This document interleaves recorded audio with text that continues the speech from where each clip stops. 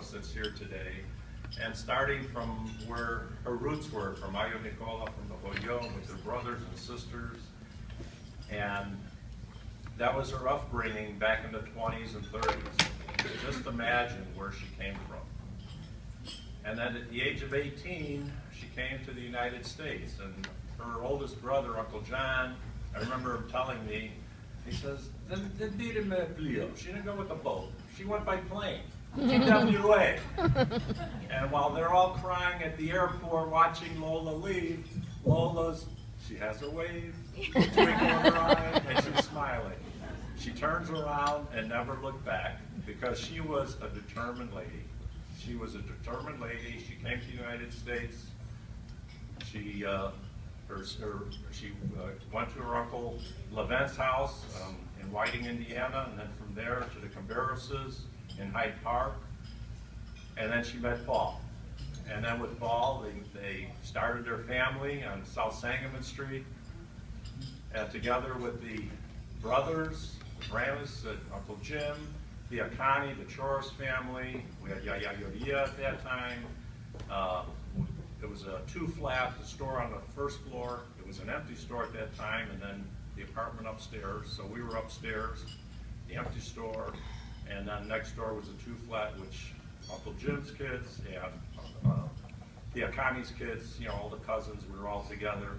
And she goes to Yiayia and says, we got to do something with this empty store. So she opens up Lola's Deli.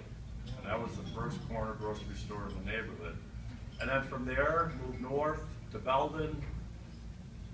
And she brought over all of her brothers and sisters, and later Papu and Yiayia from the war-torn Greece that had absolutely no opportunity at that time. She brought them here for a better start. And there was a better start because, you know, there were 14 of us in one apartment at that time. She says, what are we going to do with all these people here? And she says, yeah, we got to open up a grocery store. My dad was a postman at that time, and he said, oh, a grocery store, I'm happy with my being a postman. I'm going to get my pension. And so they opened up the grocery store, and everybody worked. Everybody worked either at the grocery store or at the house, and it was a whole family togetherness over at Belden, and we grew up in that environment with Papu, Yiayia, our aunts and uncles, and this is something that, you know, we try to instill, and the experiences that we have, you know, we try to give to our kids and our grandkids. And further on, you know, they moved to Lake Forest, where she always had her house open, all her friends, relatives, and even people that were not. I mean, in Thanksgiving, she had the cadets from the Naval Academy came over to spend, you know, Thanksgiving meal with them. So this was Mom, and she touched each and every one of us. And when she told us to do something, we said, yes, ma'am. And there was no back talk because that's the way it was. Even her oldest brother, Uncle John, who retired from the military as a general in Greece, he said, I had to listen to Lola. And I'd just like to share with you a little bit from my son-in-law who wanted to be here with us today. And he got to learn a little bit about Mom after he got married to our wonderful Theodora. And he sent us an email because he is teaching in Spain this past week, and he wasn't able to be here, and he really wanted to be here. And I'd just like to share this with you.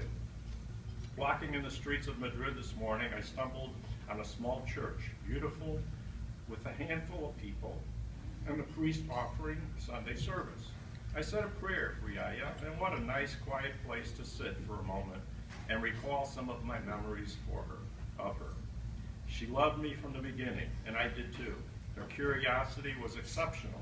I wanted to like her. She enjoyed and took pride in her cooking and her organization. I wanted to be like her. Too many things came to mind, but a few stand out. I remember dearly when I went with her and Elena on a tour of the South Side, Sangamon Street, 63rd, Hyde Park, and ending up on Belden and the Fullerton Avenue store. She took pride in her journey and wanted to pose in front of all these monuments from it, for she was really proud, content, and really happy. I will never forget that. I always think that one day I hope that I hope that I can go do exactly the same journey with my own children. I was jealous of hers. Then that trip took us to Greece, and this was my first trip there. And it was quite an experience. And the picture album I took of her at Lake Forest, going from room to room, posing, and I'm sure in her mind she had many images of happy memories and imagining more that went through her head, ending our picture tour, of course, in the icon room with a prayer that put tears in my eyes. I'm sorry that I cannot be there to celebrate, yet celebrate her life with you and all the family. Let her passing be a festival of a life well and honorably lived, of curiosity and of hard work.